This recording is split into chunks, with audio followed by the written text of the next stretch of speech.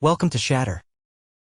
Support the channel by liking, commenting, and subscribing. I promise even more interesting stories. She didn't yell. She didn't cry. Didn't accuse. Didn't blame. She just sat across the table, looked me dead in the eyes, and said, "I have no desire for intimacy anymore." 8 words. Calmly delivered. Like she was ordering dinner. I didn't react right away. Not because I was stunned. I think part of me had seen it coming. But hearing it spoken out loud like that? It landed like a final line in a scene I didn't know was ending. She picked up her glass, took a sip of water, then looked away. Not out of guilt. Out of boredom. That was the worst part. She wasn't conflicted. She was done. I stood up. Slowly. Deliberately. No dramatic exit. No demands. Just a quiet decision settling into my spine. I walked out of the room. She didn't stop me. But her friend did. Amanda, the one who always lingered too long at our dinners. The one who once whispered that I deserved someone who lit up when I walked in the room. She followed me to the door, touched my arm, and said, "Hey, wait." I didn't know she'd actually say it. I looked at her. Not for answers. Just long enough to burn the moment into memory. And then I left. That was the last night I slept under the same roof as my wife. No fight. No suitcase scene. No slamming doors. Just absence. I drove until the gas light blinked. Slept in the car. Woke up cold but clearer than I'd felt in months. Because that sentence, her sentence, wasn't a confession. It was a confession that had been rehearsed. She didn't flinch saying it because she had already lived it. She hadn't wanted me for a long time. She just hadn't needed to say it out loud until I stopped pretending not to notice. The next day, I didn't text her. Didn't call. I turned off my phone. Let it die. And in that silence, I started something I hadn't done in years. I listened to myself. There was no rage, no heartbreak, just clarity. I wasn't leaving because she rejected me. I was leaving because I finally saw what she had become, or maybe what she always was. A woman who wanted the security of marriage without the intimacy of commitment. She got the house, the ring, the respect, but she gave me nothing in return but cold sheets and polite nods. And now? Now she had space. Exactly what she said she wanted, but not the way she imagined. Because the man she dismissed wasn't going to beg. He was going to disappear. I didn't go back. Not that night. Not the next. I let the silence do the work. On the 3rd day, I checked into a small rental 2 towns over, short-term lease, month to month. It wasn't much. Minimal furniture. A coffee pot. A mattress on the floor. But it was mine. No scent of her perfume in the air. No passive-aggressive notes on the fridge. No chill behind every word she used to say with a smile. Just space. It took her a week to text. "Are you okay?" No punctuation. No warmth. I didn't respond. Then another one. "We should talk. When you're ready." But I wasn't interested in talking. I was interested in watching. That week, something shifted. People who used to greet me with "How's Sarah?" started lowering their voices, asking vague questions. And then someone slipped. Jason, a friend of mine from work. We weren't close, but we played poker together, talked shop. He invited me for a drink. Mid-conversation, after a few beers, he paused and said, "I probably shouldn't say this, but I always thought the way she looked at Daniel was weird." I didn't react. He waited, expecting me to ask. I didn't. I just nodded and changed the subject. But I didn't forget the name. Daniel. Of course. Her colleague. The one she mentioned too often. The one who always seemed to text her just as we sat down to eat. The one whose messages she never opened in front of me. The next day, I drove by the house. My name was still on the deed, but the place already looked different. 2 lawn chairs on the porch, both new. 1 cup. 2 phones. I didn't stop. Just slowed enough to see a figure slip behind the curtain. Tall. Broad-shouldered. I didn't need to see his face. Because it wasn't about him. It was about her. The distance. The lies. The slow erosion of presence. This wasn't about intimacy fading. It was about desire being redirected. She hadn't grown cold. She had just grown warm somewhere else. And that realization didn't break me. It steadied me. I went back to the rental and began the process. First, the finances, froze joint cards. Moved my savings. Spoke to a lawyer. Quiet steps. Then the digital wipe, changed passwords. Backed up important files. Logged out of every shared account she still had access to. No notes. No warnings. I started removing myself like a surgeon. Not out of spite. Out of clarity. Because what Jason said had cracked something open. And in that crack, I didn't find rage. I found a plan. She hadn't said, "I have no desire for you." She said, "I have no desire for intimacy." That was her game. Vague phrases. Clean deniability. But now I knew where her desire went. And it wasn't to me. Some men explode when they're betrayed. Others fall apart. I took notes. Because truth doesn't need a spotlight. It just needs patience. I started with the shared accounts. Not because I was looking for infidelity. I already knew. But because I wanted to see the pattern. Patterns never lie. Her calendar was the first clue. She had forgotten we were still synced. 2 Thursday afternoons blocked out as project prep. Same time every week. Always offsite. But she wasn't a freelancer. She worked in HR. And HR doesn't require offsite prep. Next was the rideshare history. She had removed the app from her main phone, but not from the tablet we both used. For rides, all to the same location. A condo complex in the middle of town. One unit in particular, Building C, Floor 5. Not our home. Not her office. Not a friend's. I didn't go there. I didn't need to. The logs were enough. She wasn't even hiding it carefully. Then came the credit card charges. 2 dinners at a restaurant I once introduced her to. She always said it was too heavy, that she didn't like the lighting. Suddenly, it was her go-to. Both dinners were for 2. Same wine bottle both times. Same total. Almost to the cent. Intimacy hadn't died. It had just been redirected. That night, I sat in the rental and looked at our wedding photos, not out of sentiment. Out of strategy. I needed to remind myself how far I'd come. She had already rewritten the ending in her head. One where I'd rage, scream, beg. One where I'd fall apart. But I wasn't giving her that version. I was giving her the one she couldn't control. The version where I became colder than her silence. More composed than her excuses. Stronger than her deflections. I took everything I had, the screenshots, the logs, the receipts, and stored them on a secure drive. Labeled it simply. Clarity. Not for court. Not for blackmail. For memory. Because there would come a time when she'd deny. They always do. They soften their betrayal with phrases like, "It just happened," or "It didn't mean anything." And when that time came, I wouldn't argue. I'd just remember. She had called it a lack of desire. But her desire was alive and well. It just wasn't for me. And now that I knew the truth, I didn't need confrontation. I needed distance. So I made the next quiet move. I scheduled a locksmith. I signed the papers to remove her from access to the vacation property we rarely used, the one under my name. I filed for separation. And I did it all without telling her. Because I didn't need to win a war. I just needed to walk off the battlefield while she was still checking her makeup. She noticed on a Thursday. That's when the first card stopped working. I had cut her access to the joint account the night before. Quietly. No alerts. No explanations. Just a clean sever. She tried texting me that morning. Something wrong with the card? I didn't answer. A few hours later, another text came. "Can we talk?" Still no response. By noon, the call started. 3 in a row. Then silence. That was the moment I knew it had begun, the unraveling. Because silence is only golden when you're in control of it. When it's forced on you, it turns to static. I turned off location sharing on all platforms. Logged her out of every device that still remembered my name. Deleted every trace of our connection from the shared calendar. She was used to being able to reach me, always. I had made that mistake early. I was dependable, predictable, available. Now I was gone. Not physically, emotionally, digitally, strategically. She called Amanda next. Her friend.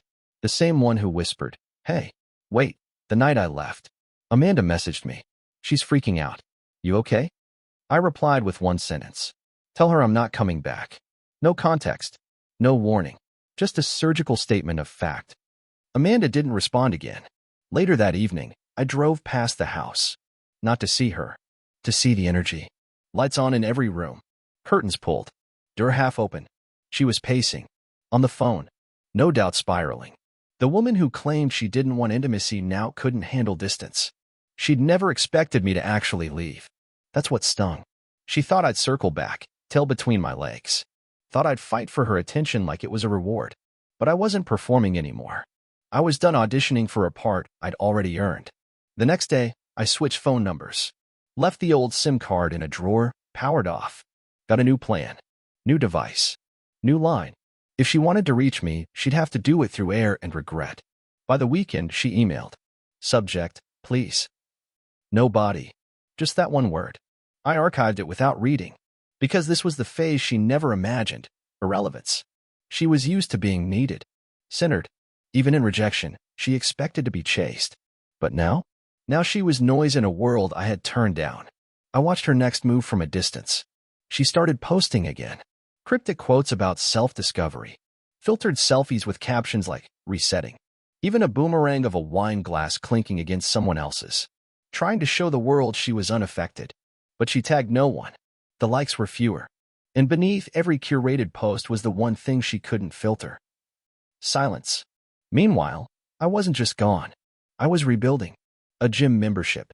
A new routine. Clean meals. New books. Old friends.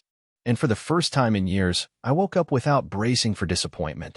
She had told me she had no desire for intimacy. Now she had exactly what she asked for. Distance. But this time, it wasn't conditional. It was permanent. They say revenge is a dish best served cold. I wasn't interested in revenge. I was interested in silence that rearranged her world. He worked in real estate. Daniel. I remembered that much from the background noise of our last months together, little mentions, little jokes. He flipped properties. Had a reputation for being flashy. Fast. All charm, no anchor. I didn't need to confront him.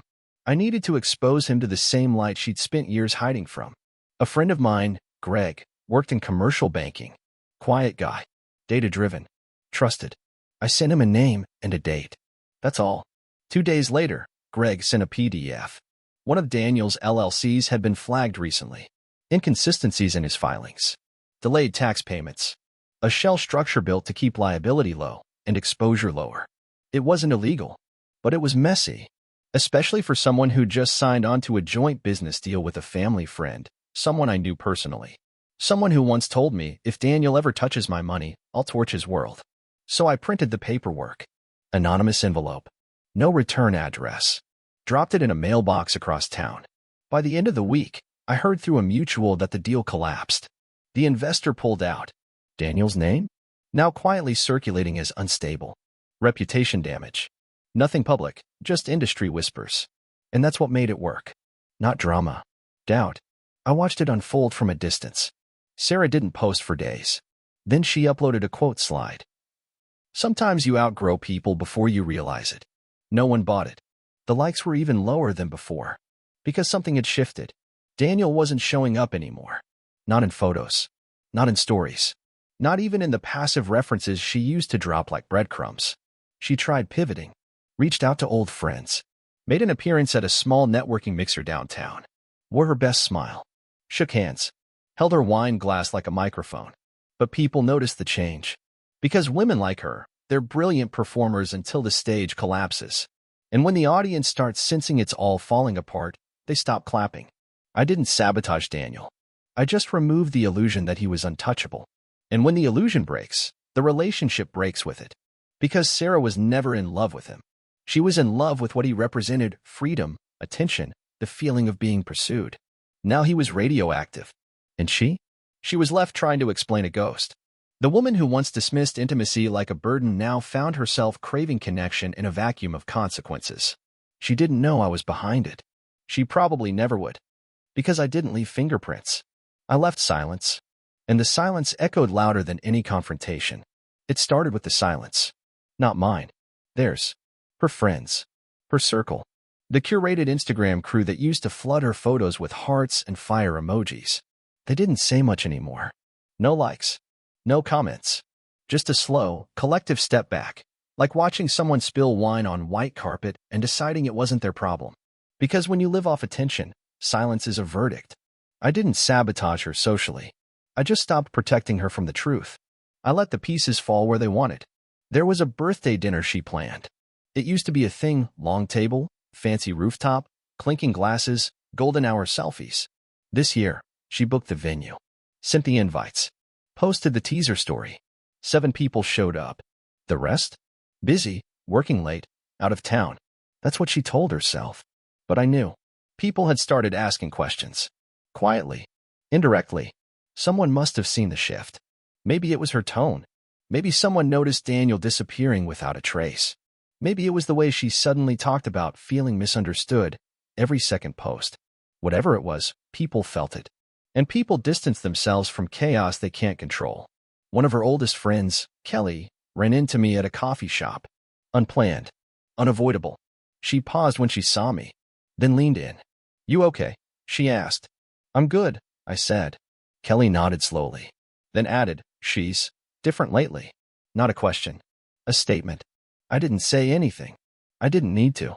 Because sometimes all you need to do is stay silent long enough for others to see what you were once too close to recognize.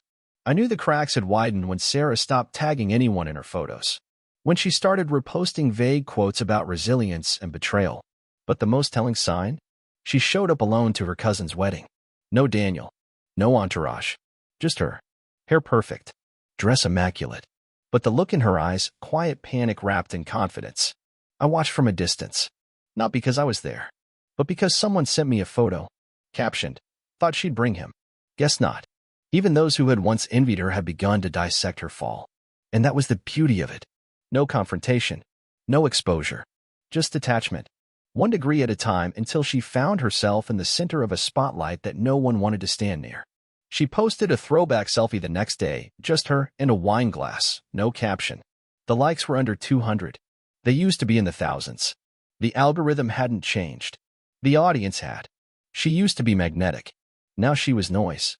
Because people can sense when someone's power was never real. When the charisma was a mask. When the attention was manufactured. And once the illusion breaks, there's nothing left to sell. I hadn't lifted a finger against her. I had just stopped being her background stability.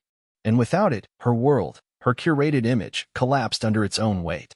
Not with a bang, but with neglect. And the silence that followed? It was deafening. Even from across the room. The thing about isolation is it doesn't always arrive loudly. Sometimes it just seeps in, quiet and cold, until one day you reach out for something and realize there's nothing left to hold on to. That's where she was now. Alone. Not because she was physically abandoned, but because every bridge she thought she could run back across had burned behind her. Slowly. Silently. I didn't light the matches. I just stopped keeping the fire away. I saw her once, by accident. Grocery store. Middle of the day. She was walking fast, eyes down, no makeup. Hair pulled back, not in that styled, messy on purpose way she used to do, just unwashed. Real. She looked up for a second. Saw me. And froze. We were maybe 15 feet apart. Frozen in a moment she hadn't rehearsed for. I didn't say a word. Just looked at her calm, detached. Not angry. Not cold. Just gone. She opened her mouth as if to speak. Then didn't. Because what could she possibly say? She left first. Turned down the aisle and vanished like someone trying to avoid a mirror. That's when I knew she had finally seen the ghost. Not me. Herself. The version of her that had everything and treated it like background noise. The version that traded depth for attention, loyalty for curiosity, intimacy for novelty. Now she lived alone with that ghost. She started reaching out to people from the past. People we hadn't talked to in years. One of them messaged me, Nate, from college. Said she called out of the blue. She sounded off, he said. I just nodded. Wanted to know if I still talked to you. That was her last hope. Third-party contact. Like I'd hear it from someone else and suddenly feel nostalgic. But there was nothing left in me for her. Not resentment. Not rage. Just vacancy. I wasn't rebuilding anymore. I was already rebuilt. Better. Sharper. Clearer. And she couldn't touch that version of me. Because to do that, she would have had to know who I was beneath all her noise. And she never looked long enough to find out. Now, even when I was in the same city, breathing the same air, she couldn't reach me. Because I wasn't playing the game. I wasn't responding to the drama. I had become the thing she feared the most. Untouchable. Unbothered. Gone. A man who didn't hate her. Just a man who no longer included her in the map of his world. She wasn't blocked. She wasn't cursed. She was simply no longer relevant. And the silence she once weaponized had turned against her. Now it followed her through every room. And the most painful part? No one rushed to fill it. It was a Sunday afternoon when she showed up. No call. No text. Just her, standing at the edge of the driveway like she wasn't sure if this was still my world, or if she had already been erased from it. She looked smaller. Not physically. But everything about her posture, presence, energy had shrunk. Like she hadn't realized how loud she used to be until no one was listening anymore.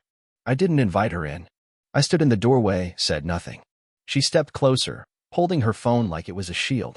I just want to talk, she said. But there was nothing left to say. She tried again. Not to fight. Just to understand. Understand what? That she gambled connection for curiosity? That she called intimacy a burden, then panicked when the silence she created became permanent? I didn't move. Just held her gaze. And that silence, that same silence she once used to control rooms, now suffocated her. She filled the space with nervous words. I didn't expect it to be like this. I nodded once. Still nothing from me. I just thought, maybe we'd at least talk, eventually. She waited for a reaction. I gave her none. Because this wasn't a conversation. This was a performance. She wasn't seeking closure. She was seeking validation. She wanted to know that after all the chaos, the emotional whiplash, the quiet betrayals, I still saw her the way I used to. But I didn't. I saw her clearly now. Not the curated version. Not the seductive charm or confident front. Just the hollow beneath it. And I wasn't interested in filling it anymore. She looked down, then up again. I made mistakes, she said. But you shut me out completely. Like I never mattered. I finally spoke. You did. Once. She flinched. It wasn't a knife. It was a mirror. She stood there a while longer, waiting for more. An opening. An argument. Anything. But I had nothing left to give her. And that was the point. She stepped back slowly. Defeated. Not by rage. Not by insult. By absence. As she walked away, I didn't watch her leave. I turned back into the house, closed the door behind me, and exhaled. Not relief. Finality. Because when you stop playing their game, they stop knowing how to move. And she had just learned the truth. She wasn't facing the same man she walked away from. She was facing someone who no longer needed her to understand anything. I didn't know her pain. I owed myself peace. It didn't happen all at once. That's what made it brutal. If she'd fallen quickly, maybe she could have blamed it on bad timing. A single event. One mistake. But this was erosion. She lost her footing piece by piece. At work, she was passed over for a promotion. Not because she wasn't qualified, but because she wasn't present. Late replies. Missed details. A meeting she forgot to schedule. The kind of small cracks that make leaders nervous. No one confronted her. They just moved on. The same way I did. I heard about it from someone who still worked in the same building. Not gossip, just a side comment over coffee. She's not the same. You dodged a bullet, man. I just nodded. Then came her family. They didn't call me, but they stopped posting her. No more sisterly brunches. No cousin photos. No shared vacations. It wasn't exile. It was distance. The kind you don't explain. The kind that just settles into place when people start realizing you bring more drama than peace. She tried to rebrand. Went full lifestyle coach on social. Long captions about healing, wellness, feminine energy, learning to love from within. But no one cared. The likes dipped below 100. People stopped commenting. Because the thing about trying to reinvent yourself online is, if the fall was public, the silence becomes louder than the rebrand. She messaged me again. New number. Probably thought I'd blocked the last. The message was short. If you ever want to talk, I'm here. I didn't reply. Because the man she once knew, the one who used to bend just to keep her smiling, was no longer in this body. I had moved on. I was dating again. Slowly. Quietly. Not to prove anything. Just because I could finally breathe in the presence of someone who didn't make peace feel like a transaction. There was no announcement. No revenge posts. No subtle flexes. Because true healing doesn't need to be marketed. I saw her one last time. Downtown. Walking alone. Head down. Same cafe where we used to sit on Sundays. She didn't see me. Or maybe she did, and pretended not to. But her walk had changed. Not fast. Not slow. Just uncertain. Like someone who knew the eyes weren't on her anymore. And that's when it hit me. She wasn't grieving me. She was grieving the version of herself that only existed when I was orbiting around her. Now that I was gone, so was the spotlight. And all she had left was the echo of who she used to be. But me? I didn't hate her. I didn't wish her harm. I just didn't care. Her collapse wasn't a victory. It was just a consequence. The final breath of a life built on curated attention and emotional manipulation. And I wasn't there to catch her. Because she never once looked down when she pushed me over the edge. There was no grand ending. No cinematic showdown. No last-minute apology under the rain. No desperate run through the airport. It ended the way most real things end, with stillness. A quiet message from her again, this time through LinkedIn, of all places. Hope you're well. I'd still like to talk sometime. Professional. Cold. Desperate in its restraint. I didn't open it. Didn't need to. Because by then, the chapter had already closed. Not just for me, but for the version of me she thought would always orbit her gravity. I had moved. Not just emotionally. Physically. New space. New neighborhood. New furniture. I didn't take a single thing she'd touched. She was erased not like a villain, just like a phase. And even if she stood in front of me again, I wouldn't recognize the person she used to be. Because that mask had fallen long ago. And the face underneath? I had no use for it. The final moment came when I visited a mutual event. A gallery showing. A place we'd talked about going together once, but never did.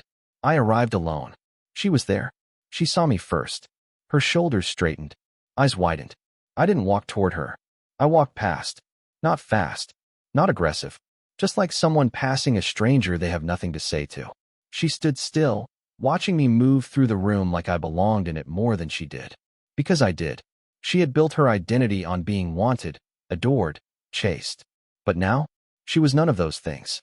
She was just a spectator. And I had nothing left to give. Not a glance. Not a word. She left before the second half of the event even started. And that was the last time I ever saw her. There was no closure. No reunion. No emotional monologue. Just the weight of her own silence pressing back onto her life. The same silence she once used as a weapon. Now it was her mirror. A few months later, I heard she'd taken a break from social. Clearing her energy, someone said. But it wasn't about energy. It was about relevance. She had spent so long performing that when the stage collapsed, there was no act left to play. As for me, I didn't become someone new. I became who I was before I met her. Only now, stronger, quieter, untouchable. And that was the real transformation. Not loud. Not violent. Just complete. Because I didn't disappear. I just stopped showing up where I wasn't respected. Real men don't explode. They exit. Subscribe for more power stories.